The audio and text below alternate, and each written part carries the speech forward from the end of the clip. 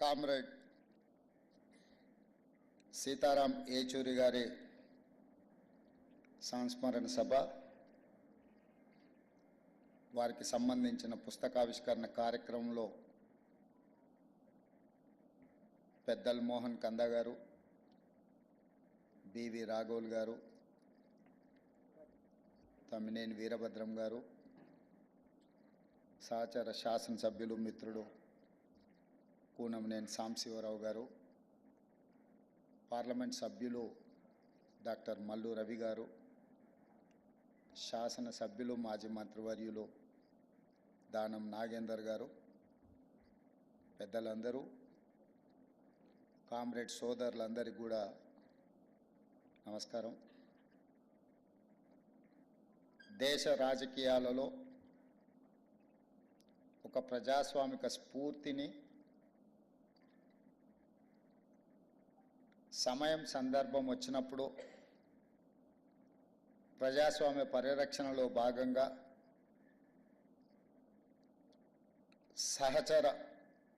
సహజ మిత్రులైన కాంగ్రెస్ పార్టీని కూడా విధానపరమైన ఆలోచనలో విభేదించి ఈ దేశంలో ఉండే పేదలకు, ప్రజాస్వామిక వాదులకు ప్రభుత్వం యొక్క విధి విధానాలు ఉపయోగపడాలి అని చెప్పి పేదల పక్షాన గలం విప్పిన సీతారాం ఏచూరి గారు మన మధ్యలో లేకపోవడం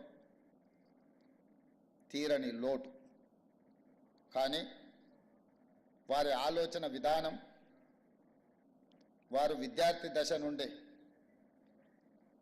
ఎస్ఎఫ్ఐ కార్యకర్త నుంచి సిపిఐఎం జాతీయ ప్రధాన కార్యదర్శి వరకు దశాబ్దాల కొద్దీ ప్రజా సమస్యల మీద, ప్రజాస్వామిక వేదికల మీద వారు మన యొక్క కీర్తిని, మన యొక్క గొప్పతనాన్ని ఈ ప్రపంచానికి సాటిండు అని చెప్పి నేను గర్వంగా చెప్పగలను.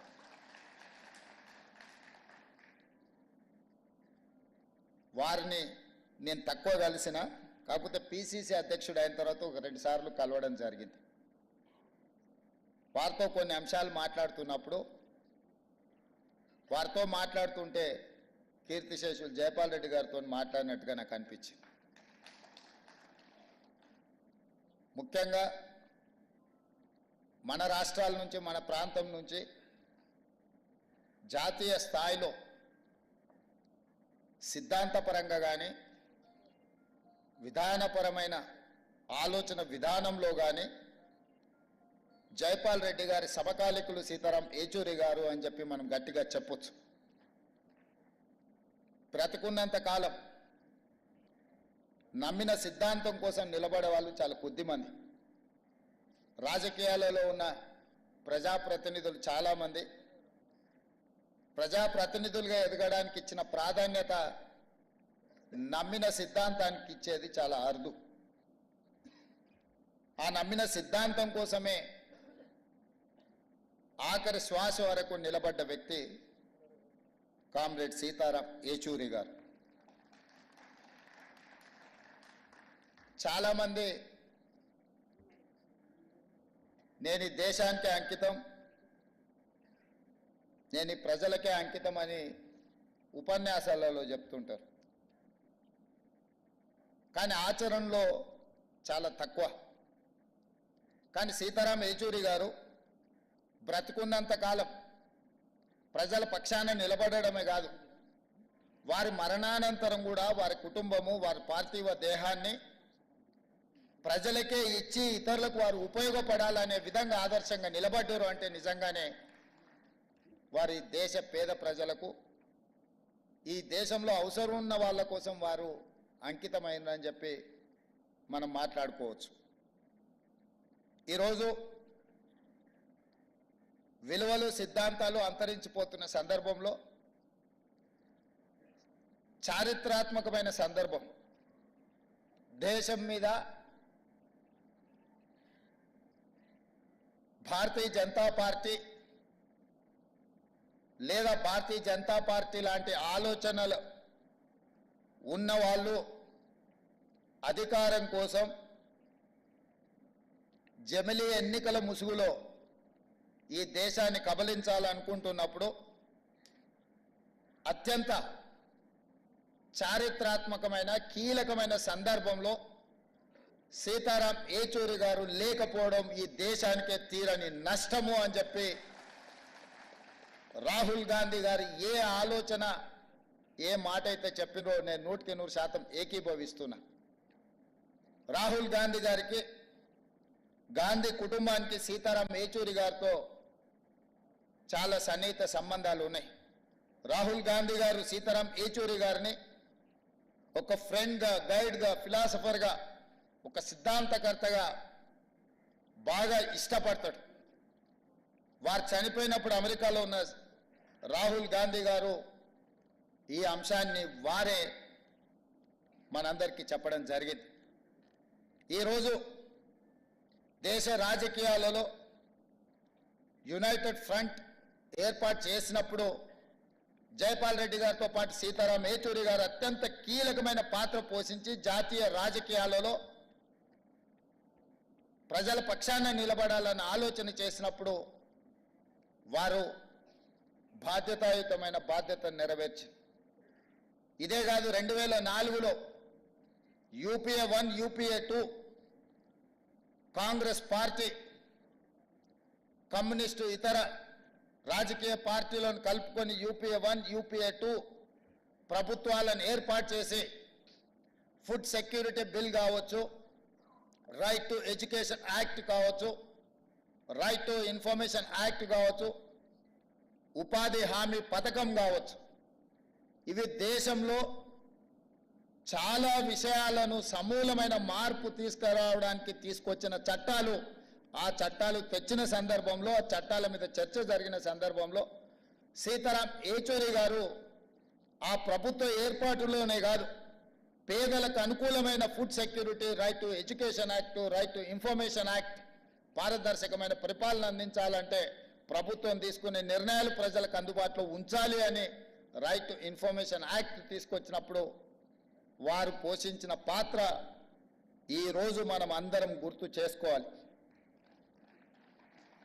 ఈరోజు సామాన్యుడికి విద్యను అందించాలన్నా ప్రభుత్వం తీసుకుంటున్న నిర్ణయాలు ప్రజలకు తెలవడానికి అవసరమైన సమాచార హక్కు చట్టాన్ని ఈరోజు ప్రజలకు అందించిన యూపీఏ 1 యూపీఏ 2లో సీతారాం ఏచూరి గారు చాలా కీలకమైన పాత్ర పోషించి, అలాంటి సీతారాం ఏచూరి గారు అధికారాన్ని నిలబెట్టుకోవడానికి భారతీయ జనతా పార్టీ తీసుకొస్తున్న రాజ్యాంగ మార్పులు కావచ్చు, రాజ్యాంగ సవరణలు కావచ్చు, రాజ్యాంగ సవరణ పరిపాలన పరమైన అంశం కాదు. యూనియన్ ఆఫ్ స్టేట్స్, రాష్ట్రాల యొక్క సమ్మిళితమే, రాష్ట్రాల యొక్క కలయికనే ఈ దేశం. యూనియన్ ఆఫ్ స్టేట్స్ అనే స్పిరిట్ని ఈరోజు దెబ్బతీసి జమిలీ ఎన్నికల ముసుగులో తమ ఆధిపత్యాన్ని నిరూపించుకోవాలని చెప్పి బీజేపీ చేస్తున్న ప్రయత్నాన్ని తిప్పికొట్టాలి. ఈ తిప్పికొట్టాల్సిన కీలక సమయంలో సీతారాం ఏచూరి గారు లేకపోవడం ఇది దేశానికే తీరని లోటు. ఇది సిపిఎంకు, కామ్రేడ్ కార్యకర్తలకు కాదు. ఈ దేశంలో ప్రజాస్వామ్య మనుగడ సాధించాలి, ప్రజాస్వామిక స్ఫూర్తి కొనసాగాలి, రాష్ట్రాల యొక్క హక్కులను కాపాడాలి, ప్రజల యొక్క జీవన పరిణామాలు మెరుగుపడాలి, ప్రభుత్వం యొక్క విధానాలను ప్రశ్నించడానికి అవసరమైన సందర్భంలో సీతారాం ఏచూరి గారు లేకపోవడం అనేది నిజంగా పేదలకే తీరని నష్టం. అందుకే మన ప్రాంతం నుంచి జాతీయ రాజకీయాలలో నేను ఈ మధ్యకాలంలో చాలా సందర్భాలలో ప్రస్తావించిన, జాతీయ రాజకీయాలలో తెలుగు వాళ్ళ ప్రాధాన్యత, నమ్మిన సిద్ధాంతం కోసం కట్టుబడి ఉన్న వాళ్ళ సంఖ్య క్రమేణా తగ్గుతూ పోతుంది. కనీసం మనం చెప్పుకోవడానికైనా మనకు ఒక దిక్సూచిలాగా ఉండాల్సిన సీతారాం ఏచూరి గారు మన మధ్యలో లేకపోవడం చాలా బాధాకరం. ఏది ఏమైనా వారు కేరళలో కాంగ్రెస్ వర్సెస్ కమ్యూనిస్టులు ఎన్నికలలో కొట్లాడిన జాతీయ స్థాయిలో కలిసి పనిచేసి బీజేపీ శక్తులను నిర్మూలించడానికి కాంగ్రెస్ కమ్యూనిస్టులు కలిసి పనిచేయడానికి సీతారాం ఏచూరి గారు తన సమయస్ఫూర్తితో సమన్వయంతో దేశ రాజకీయాలలో కాంగ్రెస్ను కమ్యూనిస్టులను కలిసి పనిచేసే విధంగా ప్రజల యొక్క కోణంలో నిర్ణయాలు తీసుకోవడంలో వారు చాలా కీలకమైన భూమిక పోషించారు. అలాంటి వ్యక్తులు చాలా అరుదు. ఈరోజు అలాంటి వ్యక్తులు భూతద్దం పెట్టి ఎత్తికినా కనిపించేది కష్టమైన సందర్భం. వారి ఆలోచనలు, వారి విధానాలు భవిష్యత్తులో చాలా అవసరం ఉంది. వారి స్ఫూర్తిని ఇంత సాంబశివరావు గారు చెప్పారు. వారు మరణించినప్పుడు దేశంలోనే ఉండే అన్ని మీడియా సంస్థలు ఈ దేశంలో ఒక ప్రధానమంత్రి, ఒక గొప్ప స్వాతంత్ర సమరయోధుడు చనిపోతే ఏ విధమైన విశ్లేషణలు, ఏ విధమైన చర్చా కార్యక్రమాలను తీసుకుంటారో సీతారాం ఏచూరి గారు చనిపోయినప్పుడు కూడా అలాంటి విశ్లేషణ, అలాంటి కార్యక్రమాలను తీసుకున్నారు అని అంటే వారి యొక్క కమిట్మెంట్ విద్యార్థి దశ నుంచి స్టూడెంట్ ఫెడరేషన్ ఆఫ్ ఇండియా కార్యకర్త నుంచి జేఎన్యూలో, ఆ తర్వాత రాజ్యసభ సభ్యుడిగా కావచ్చు, సిపిఎం ప్రధాన కార్యదర్శిగా కావచ్చు, లేకపోతే యునైటెడ్ ఫ్రంట్ కావచ్చు, యూపీఏ కావచ్చు, యూపీఏ 1 యూపీఏ 2లో కావచ్చు, వారు చాలా క్రియాశీలక పాత్ర పోషించారు. అలాంటి వారు లేకపోవడం, అలాంటి వారిని కోల్పోవడం ఇది సమాజానికే తీరని నష్టం.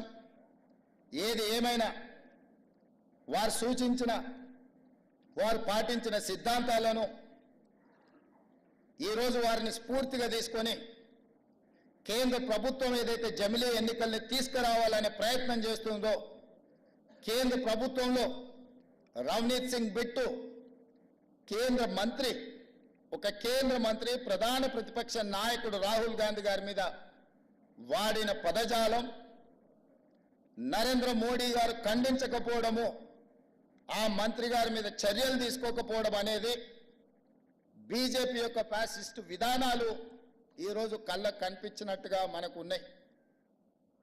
ప్రధాన ప్రతిపక్ష నాయకుడి మీద వ్యాఖ్యానించే ముందు కేంద్ర మంత్రివర్గంలో ఎవరో సామాన్య కార్యకర్త లేకపోతే వీధి రౌడీనో అలాంటి మాటలు మాట్లాడిందంటే వేరు.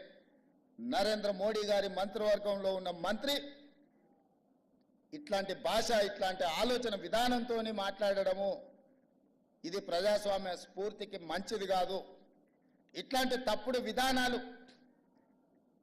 ఇలాంటి భాష ప్రయోగాలు చేసినప్పుడు ఒక జడ్జి లాగా వ్యవహరించే సీతారాం ఏచూరి గారు లాంటి లేకపోవడం మనందరికీ ప్రజాస్వామ్యానికి కూడా నష్టం అని చెప్పి నేను ఈ సందర్భంగా తెలియజేయదలుచుకున్నా. ఏది ఏమైనా జమిలీ ఎన్నికల్ని విభేదించడం, జమిలీ ఎన్నికల్ని ఆ విధానాన్ని వ్యతిరేకించడం, ఈరోజు భాషల మధ్య, ప్రాంతాల మధ్య, మతాల మధ్య చిచ్చుపెట్టి అధికారాన్ని కాపాడాలనుకుంటున్న భారతీయ జనతా పార్టీ విధానాలను సీతారాం ఏచూరి గారి యొక్క ఆలోచనలతో వాటిని నిలువరించాల్సిన బాధ్యత మన అందరి మీద ఉన్నది. ఆ విధానంతో మనం ముందుకు వెళ్దామని తెలియజేస్తూ మీ అందరి దగ్గర సెలవు తీసుకుంటున్న మిత్రులారా.